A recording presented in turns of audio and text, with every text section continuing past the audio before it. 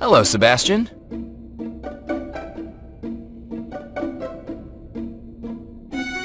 You seek, I'll hide. You're wrong. 1 Mississippi.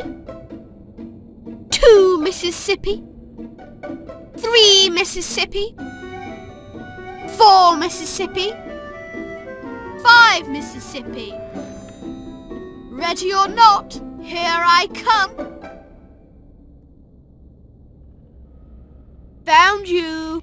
Goody for you. You didn't even make it hard. Maybe I should hide next time. Hello, Sebastian. Bet for a rematch? You hide, I'll seek. Great. Eyes closed and count 5 Mississippis. I won't even leave the room. 1 Mississippi, 2 Mississippi, 3 Mississippi, 4 Mississippi, 5 Mississippi. Ready or not, here I come.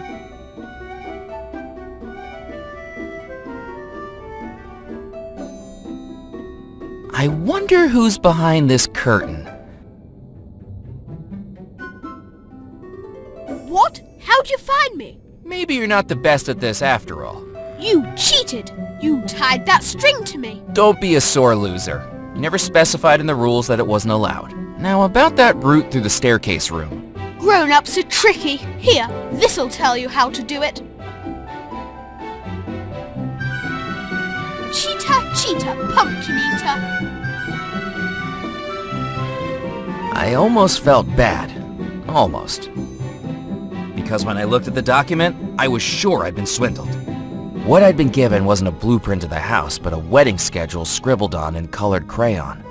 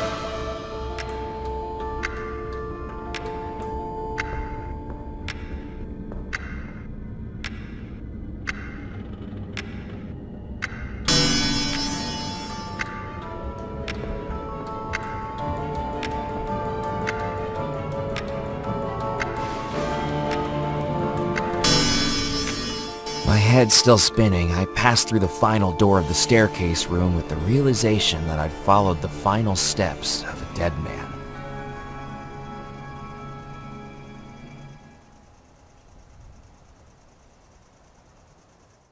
I'd never been in love, yet seeing the drastic measures the sailor had resorted to, I felt his pain all too viscerally. The happiest day of his life became the day his true love rejected him. It must have broken him. The sailor's skeleton still clasped his wedding ring for Abigail. With some unease, I took the ring, promising the skeleton I'd return it to the woman who loved him.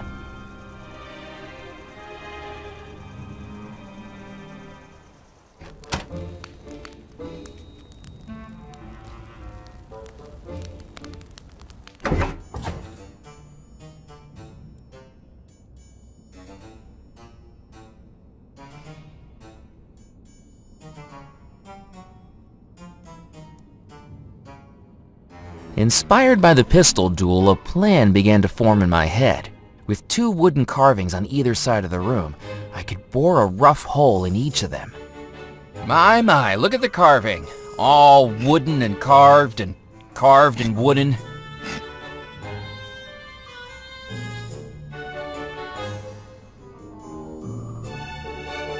Yes, these certainly are some of the most carved pieces of wood I've ever had the privilege of seeing.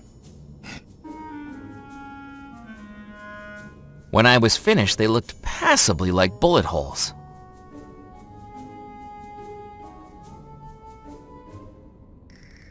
Would you like a rematch of the pistol duel? What a wonderful idea! Boys, guns on the table. Murphy, load 'em up.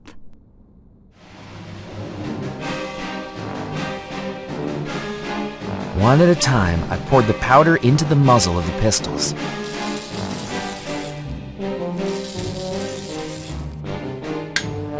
I then dropped the shot into each muzzle. Finally, I patted the contents down with the ramrod. Remember, boys, if you miss, you're not the man for me. Fire! Well? I've been hit. Me too.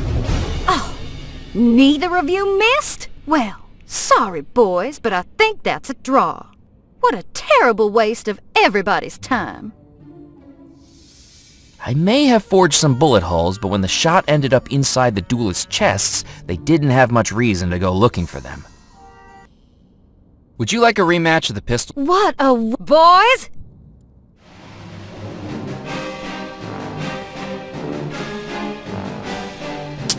Stealthily, I took the button magnet from my pocket and affixed it to the end of the ramrod. With its small size, it could barely be spotted.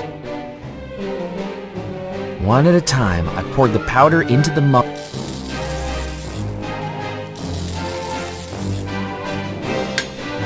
I then dropped the Not that, McCallan.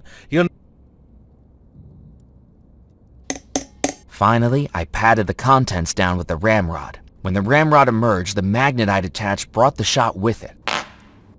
With the prestidigitation of a magician, I dropped it discreetly back into the shot tub.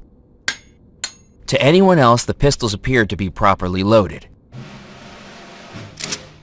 Remember, boys, if you miss, you're not the man for me. Fire! I'm not hit. Well, neither am I. You both missed. Are you sure the pistol's fired? Look, there's a bullet hole in the carving. And in the carving over there. So what does that mean? Who lost? Looks like you both did. Then who's going to accompany Miss LaRue? I think the lady's words were, if you miss, you're not the man for me. But we both missed. He's right. If you're both losers, I can't take either of you to the wedding. I'm not dating a man that can't shoot straight. Tallulah, we can talk about this. Give us another chance. I'm sorry. My mind is made up. Here, Murphy. You can have this. I won't be needing it anymore.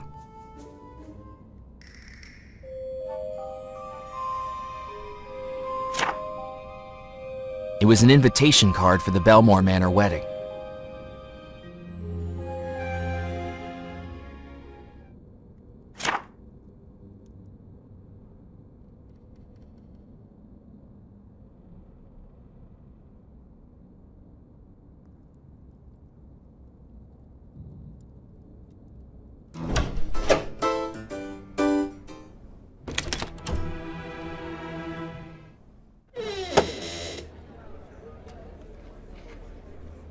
Good evening, Mrs. Craddock. Oh, are you still here?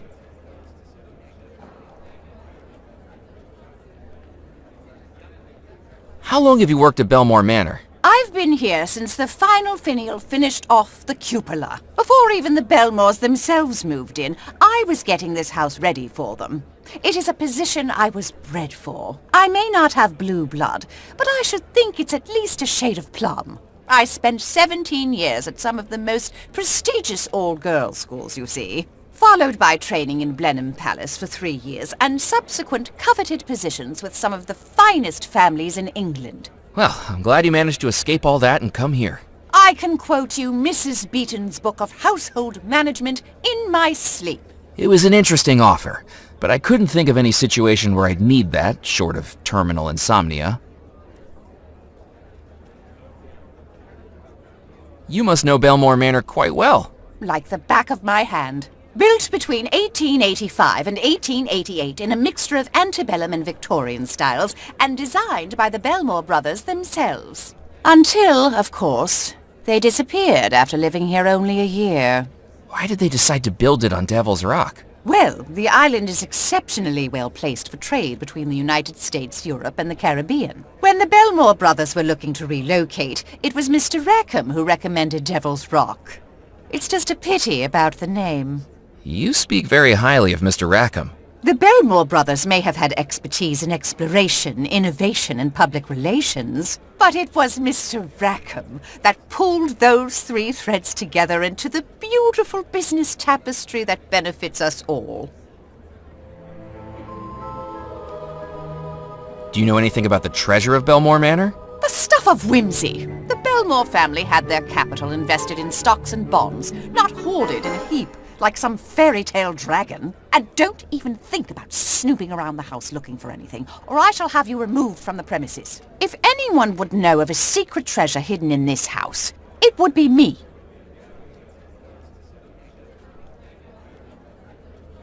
Thank you for your help. Goodbye.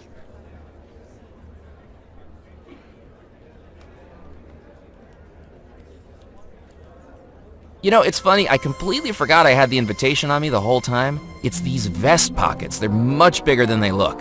Seriously, you wouldn't believe the number of things I've been carrying around with me tonight. You have an invitation? It'd be rude not to show my face. Are you absolutely sure about that? I'm sure our guests could survive without beholding the sight of your singular visage. You see, as the housekeeper, it is my job to ensure that only guests of the highest class are in attendance. How kind of you to think so highly of me. Look, just don't try burping the alphabet or announcing when you're going to the lavatory.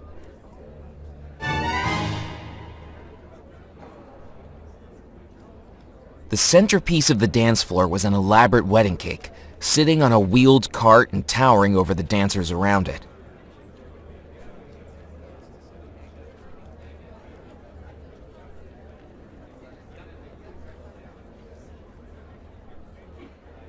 Walking around the upstairs mezzanine, I found myself in a small balcony overlooking the dance floor, where a tabletop of placards had been set out. At the side, a board marked dance steps looked like it would hold the placards in a chosen order, directing the dance below. All I had to do was set it up, then ring the bell.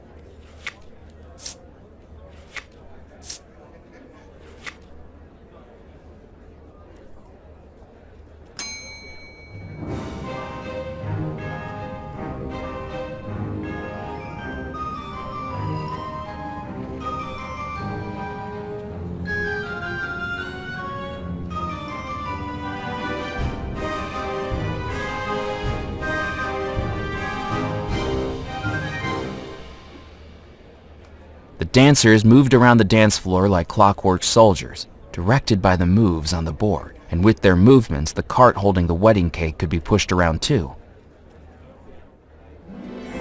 Heading down from the mezzanine, I saw what I was after. The cake cart had been pushed off the dance floor and into reach.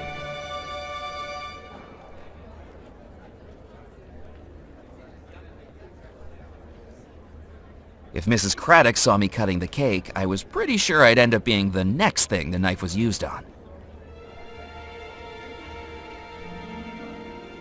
I couldn't cut a slice out of the wedding cake with my bare hands.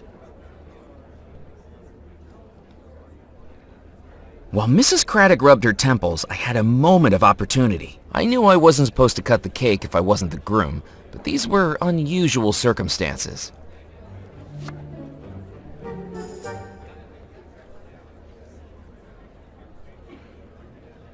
Did you just touch the wedding cake?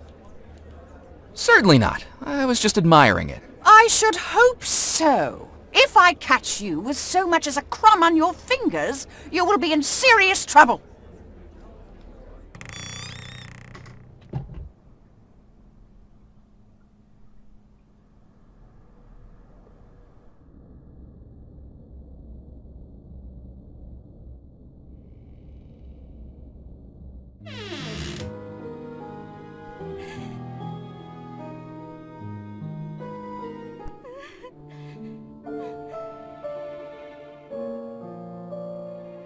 I placed the wedding cake on the dresser. There was just one item left. I placed the ring on the dresser. The 5 wedding items were ready. It was time to start up the phonograph. Abigail, if you can hear me, try to come back to your final happy moment. I began to feel a change in the room. The air not quite so still, the shadows not quite so dark, and the bride not quite so distant. I just hoped I'd made a wise decision.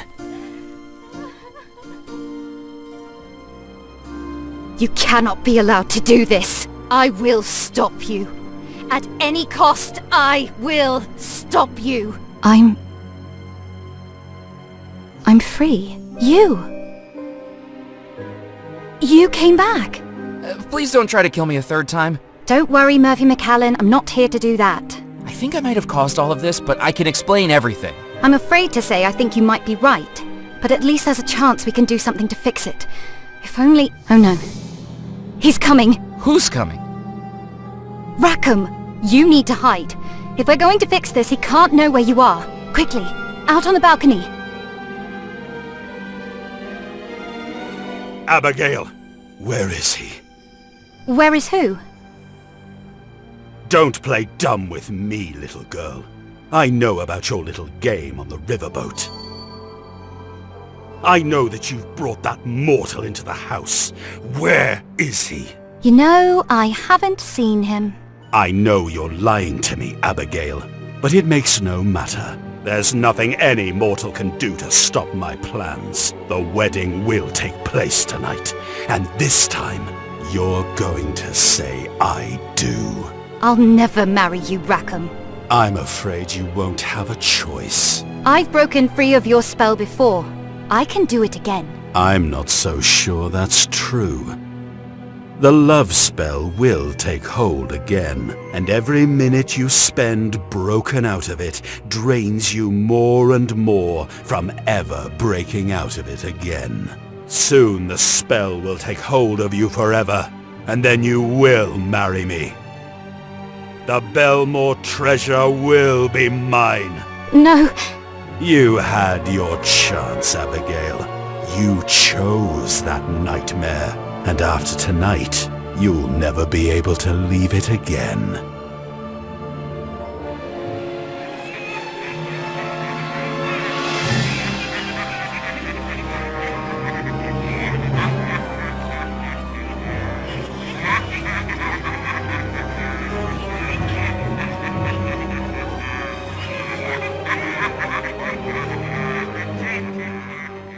What a creep.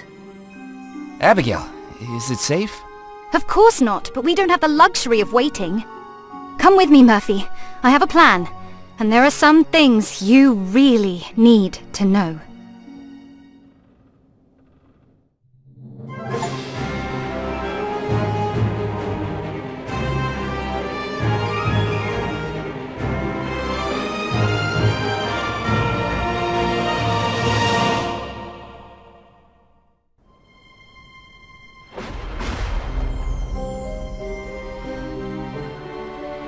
Grand Hall? Why are we back here? I suppose you have some questions for me, Murphy McAllen? Just a few. This trip to Devil's Rock isn't going anything like I planned. So, Abigail, may I call you Abigail? Why did you try to kill me? Come to think of it, why did you try to kill me twice? Were you under Rackham's evil spell when you threw me from the balcony and dragged me into the spirit pool? No, that was me. It took a lot of energy to escape the spell. Those were the only times I've ever managed to do it. But it needed to be done. So you tried to kill me on purpose? I wasn't trying to kill you, Murphy. When you came into the house, I knew what you were trying to do. Summoning the ghosts. And in doing that, you'd free Rackham. I was trying to stop you, to save everybody. I was the threat? And pulling you into the spirit pool? Once you'd done that damned foolish deed, I knew we needed you in the house to fix it. So I brought you here. I was never trying to kill you. Oh, I see. I guess we had a slight misunderstanding. What were those faces I saw through the broken glass? Those are the faces I've seen every minute of every hour of every day for the last 33 years. Those are his punishment. I don't know how he does it, but it's like he can control your dreams and your nightmares. He can manifest images in your mind that don't exist, no matter how much you want to stop them. Nightmares? So he's the one that the locals have seen wandering the house. He was the only one who could, but until now, he could never leave the house, only manifest projections of himself beyond the estate. Like appearing to Dr. Moray as Aloha? That's right. Rackham was never a lower, but he knew Moray would fall for it, hook, line, and sinker. And now look what it's led to. You're free now. You can stop Rackham. No, Murphy, Rackham's magic is strong. You may have broken the spell for now, but what he said was true. I don't know how long I can hold out before the curse takes hold of me again, but it will happen. I can already hear them laughing.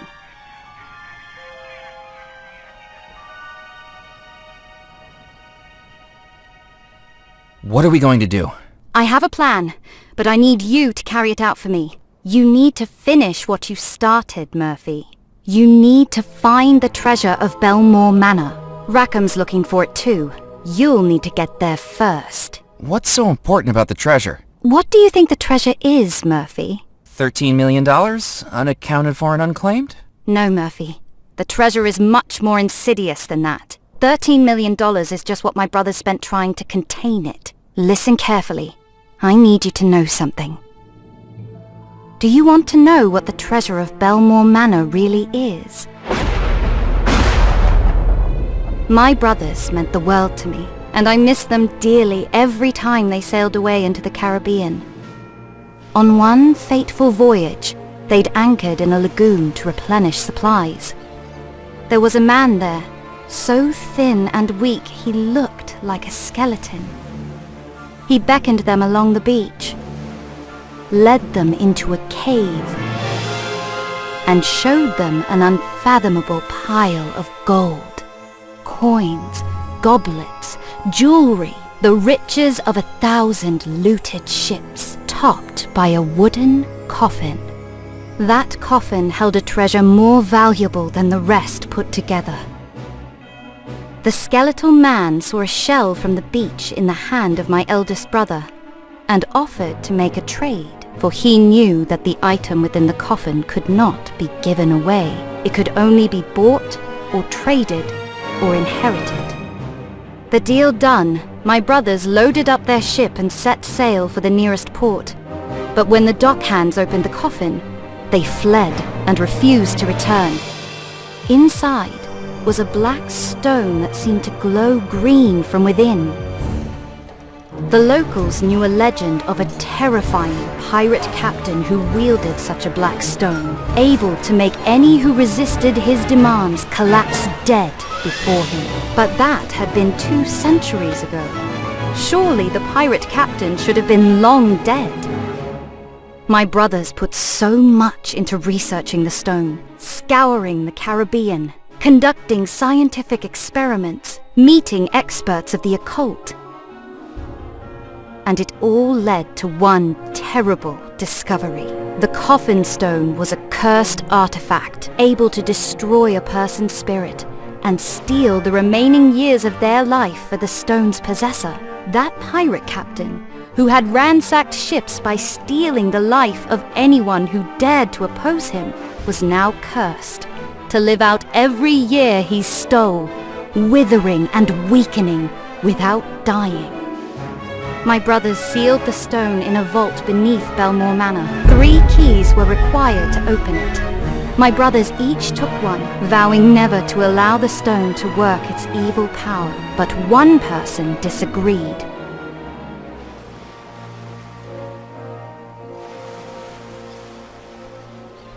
He had seen the stone and knew what it could do. The ship's first officer, Rackham. And now, he'll stop at nothing to get it, murdering my brothers, enslaving me, and killing you. This isn't quite the treasure I expected to find. Murphy, the treasure isn't $13 million. All that money went into researching the stone and then sealing it away where no one would find it. This fireplace is the entrance to the vault where it's hidden. You see the keyholes concealed in the mantle? We'll need my brother's keys to open it. And I guess finding the keys is where I come in? What if we just leave it sealed up? Hide the keys so Rackham can never find it? He will find it. I don't know how long it will take, but eventually he'll find it. And I won't be able to resist the curse for that long. I need you to find those keys tonight, before the wedding. How do I even start looking for your brothers? You need to speak to Madame Planchette. She helped my brothers years ago, and now she might be able to help us too. Who's Madame Planchette? An old friend of the family my brothers brought to our house to help them. Some people call her the Parlor Witch.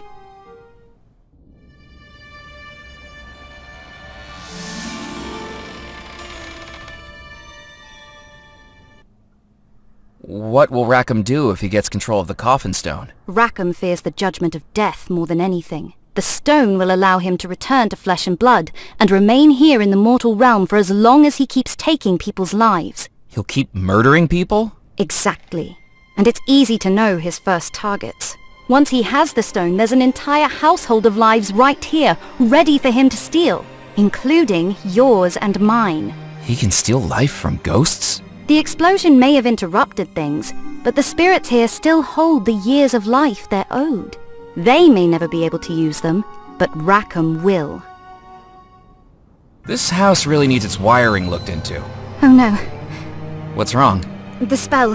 It's coming over me again. Listen, as much as it frightens me to say it, I think Rackham might be right. Everything I do is making it harder for me to resist the spell. I don't know if I'll be able to break out of it again. I need you to do this for me, Murphy. I will, just tell me what to do. Madame Planchette will be the first step of 3 journeys you'll need to undertake. 1 for each of my brothers, each finished only by reclaiming their key and placing it in this fireplace. I won't stop until I've done it, Abigail. I will beat Rackham to the treasure. For all our sakes, I hope you're right.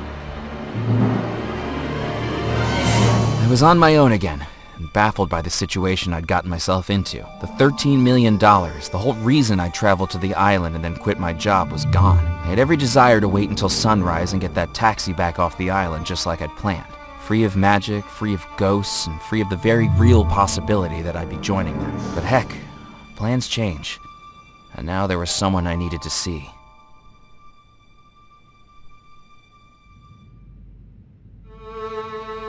May I help you? Excuse my intrusion. Abigail Belmore told me to find you. She said you may be able to help me find her brothers. Murphy McCallan, come in, come in. Sit yourself down and let me introduce myself. I am Madame Planchette, psychic medium, soothsayer of the supernatural, forecaster of fortunes. And you're the one who caused all these troubles. Am I right? Things kinda got away from me. And now, we need to get them under control. Now, how precisely can I help you?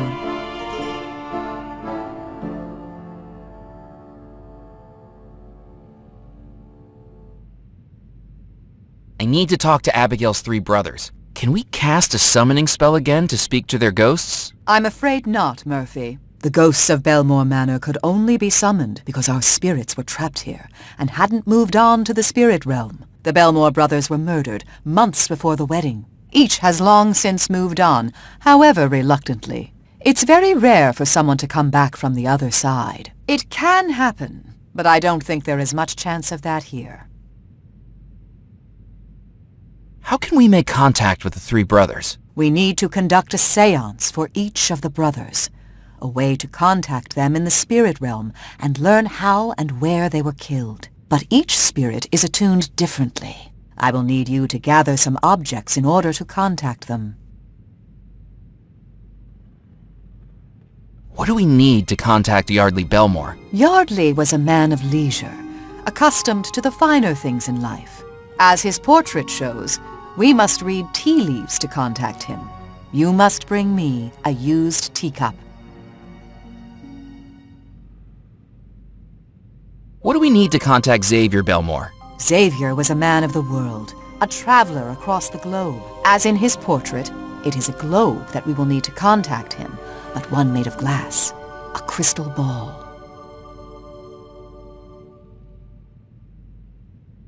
What do we need to contact Cecil Belmore? Cecil was a man of letters, skilled with the written word. Like the papers you see in his portrait, to contact him, you must bring me a spirit board, a sheet of letters through which Cecil may communicate.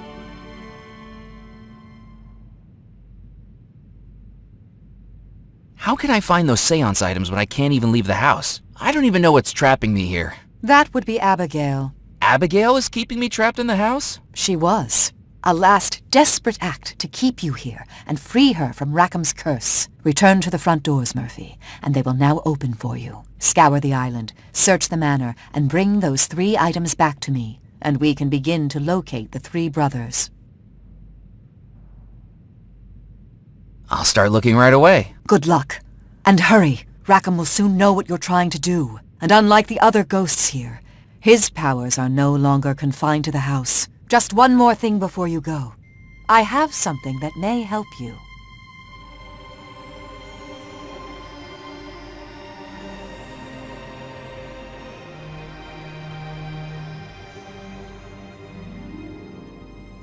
A necklace?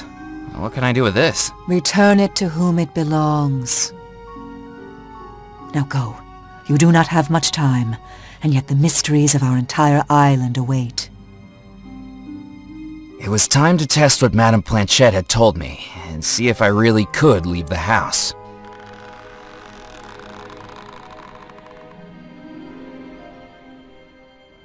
So it was true. Right now I was living my very own ghost story, with a household of people who needed my help and a villainous phantom who had to be stopped. With Belmore Manor unlocked, the entirety of the house and island were now mine to explore.